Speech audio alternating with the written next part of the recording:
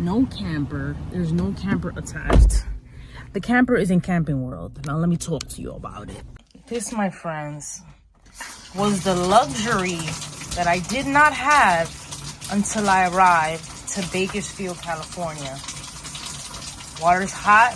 Now I'm gonna put the cold. Listen, I'm not even gonna say it's the little things because there's not little about that. Oh my gosh. Showers in the camper.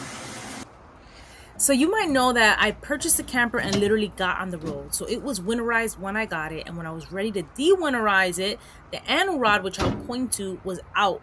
So I tried to hand tighten it and that didn't work. So I had water spilling out of there while I was in Bakersfield, California, trying to take a shower, trying to use the water, and it was a mess.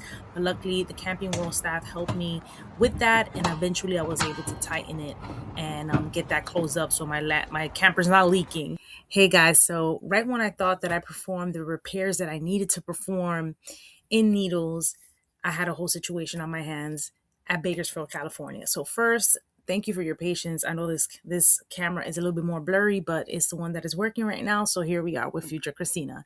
So I bought my camper, like I said, and it was winterized. So at Bakersfield, it had finally been warm enough between Needles and New Mexico. And it was just getting warmer that I felt comfortable de-winterizing the camper, i.e. flushing out the antifreeze or whatever that was in there, the pink liquid, keeping my pipes from freezing. However, I ran into a bunch of issues. YouTube videos could not help me because the way my tanks were installed, they're like, oh, turn the knob toward the heater. And it's like at angles. I was like, wait, is it toward the heater? Is it not toward the heater? It was so confusing. And so much so, I even got on a video chat with the Camping World representative. And he's like, what did they do in there? And I'm like, if he doesn't know, I sure do not.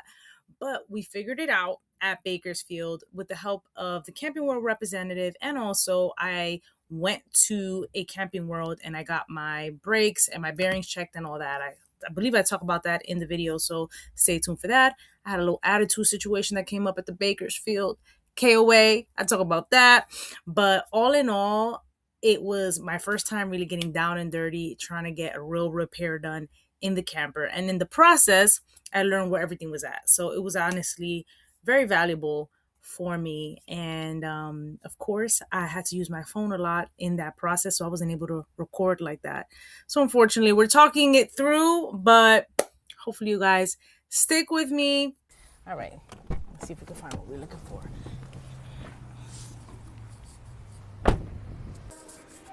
This would be nice to have some plants.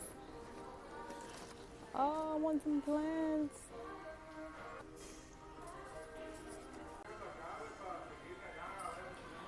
I like these. This guy over here is selling strawberries by the box. And that would be amazing. So I got an aerator. It's called the Hidden Aerator. And this looks just like the product. Sorry, I'm even trading tires and stuff like that. Nail looking crazy. But that's exactly how it looks. And then I had to get these just because I don't have nose head pliers. I could have gotten that tool. That might be helpful to have. I don't know, but I got this. You better believe it's staying with this because I'm not going to use this once and never use it again. Sorry. And truly, we don't even know if it works. So then I got this huge thing that came just like this for the same reason. That is like, how many things are you going to open unless you're a mechanic that are the size of 26 millimeter socket? Not much. Got some cable ties just in case. I feel like that's useful to have for small, simple repairs. And then got this. This to me is valuable because of that. The one that I have, it does not bend like that. And sometimes you have it at a very strange angle. So I think I'm gonna keep that. But these other one-time items, listen, I really don't have a use for it, honestly. Agarra la más grande si quiere. Sí, la verdad es la temporada de fresa ahorita. Está muy buena para hacer un licuado, un agua de fresa, una fresa con crema, con chocolate, todo está bien bueno ya. Not for nothing, just for the hustle, man. for the hustle. And it tastes mad good. He was right. I haven't had a strawberry in a long time, and a good one. This would be nice to have some plants. Oh, I want some plants.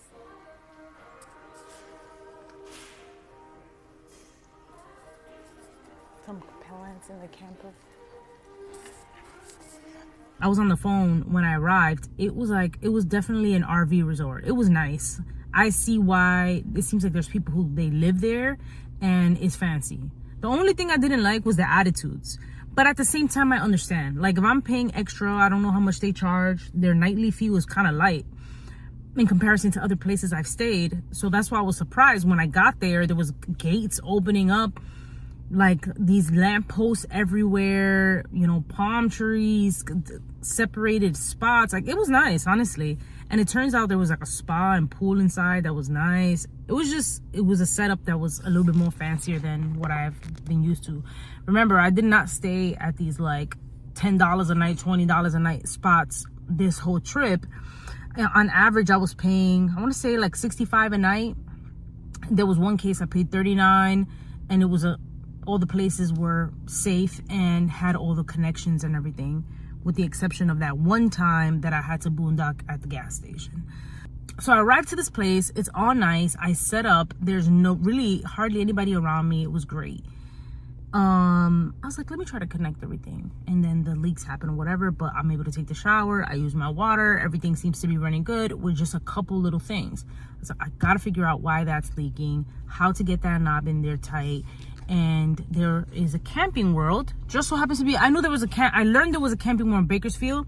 That joint was literally a rock throw away, around the corner. And so, as I looked, I called Camping World. Let's get my story straight, right? I'm like, maybe I can bring it into Camping World today. So I called the Camping World I bought it from, the salesperson, Nikki, and she was great, and she knows how to like work the system and everything. So I asked her about my warranty. I'm like, how do I go in there, so that the warranty can cover the repairs or whatever that I need? And she's like, man, unfortunately it takes 30 days for the warranty to kick in. So, you might have to just get it like fixed. We'll call the technicians. They have like a technician's line. Get it fixed enough and then wait those 2 weeks. And then bring it to the Camping World to get it fixed so that the warranty can cover it. I was like, bet. So I call the technician's line that Camping World has. And when I tell you, amazing, like this man went above and beyond. He was on video chat with me, going through every part of the camper, didn't rush me at all. He must have been on there with me for over an hour, and imagine like me, like, just like patient, explaining everything. He knew he had an answer for every single question that I gave him, and I actually have to send in a review. There's people walking by. So I had so much peace of mind. I felt like I understand the camper better and I know what things are and where to find it. He was even telling me like where the parts are for me to winterize it when the cold weather comes again. Mira, amazing. But the conclusion was this: take it to Camping World, right? Take it to Camping World. Let's go back to the RV spot I was at that I said was nice. I did kind of break the rules. I did. I didn't know that though, but I did. Whether I know it or not, I still did it. It says on the pamphlet, this is not a place to make repairs. Like, we don't want to see you climbing on the top of your camper and doing all this stuff. Like, go do that somewhere else. Basically, that's what it said in nicer words. So I wasn't on top of the camper. Had I had a ladder, I might have been. But I was, draining water. Like, it was splurting out all this stuff. I was just like, thank God nobody was in the campsites right next to me. There was somebody in front, like across the repairs, and me trying to hurry up and get out. The checkout time, I ran behind that. I was like, bueno. So I start packing up quickly, and then I get the knock. Hey, are you checking? I was like, oh yes, I am. So I'm so sorry. I had a little issue. I did end up telling her like, oh, I just had a little repair issue, and she kind of looked at me sideways, and now I know why, because she's like, we don't do that here. So So I was like, yeah, I'm going. She's like, if you don't get out by 12:30, we have to charge you. And I was like, okay, yeah, no, I understand. It took me a little bit longer, but I'm like, if they're going to charge me, they're going to charge me, and I'm coming back. I'll just come back tonight, because by the time it's out of Camping World, I'm going to need a place to stay. Either way, they didn't charge me extra, so the attitudes or whatever, I don't care. I was grateful that I had a beautiful, safe place to be where I was able to work through those repairs, and she was patient with me and gracious with me. Just to clarify, the attitude was not with the staff at all. The staff were super nice to me. It was the residents.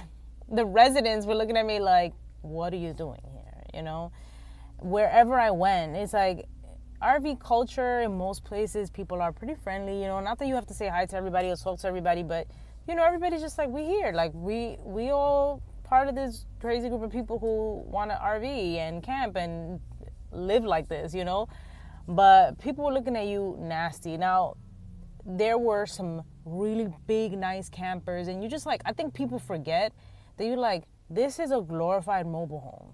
Don't get it twisted, my nigga.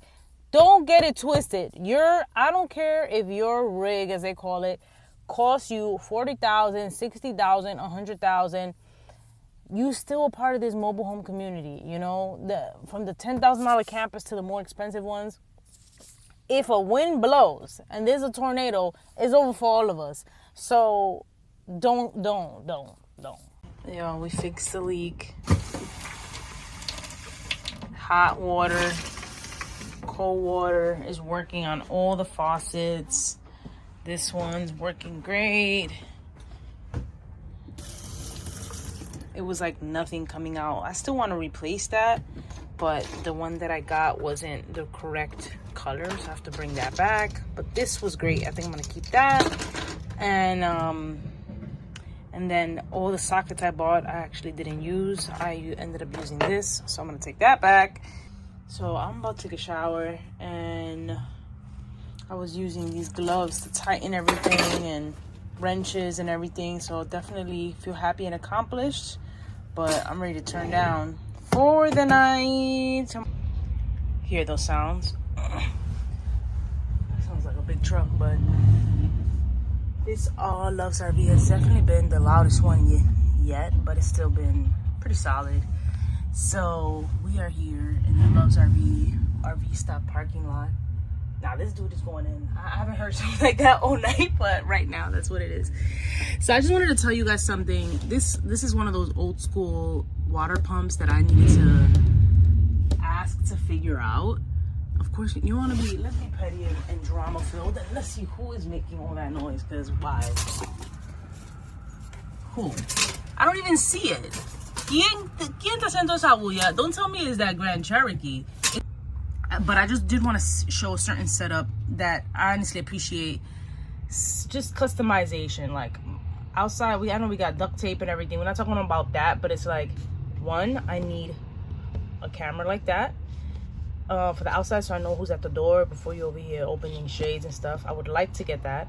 And then they have this like wind chime here, which is, you know, some bootleg jewelry, but it's there. They did it. Wind chime connected to this plushie, which is holding onto the door, so that if somebody tries to open the door, the wind chime sounds.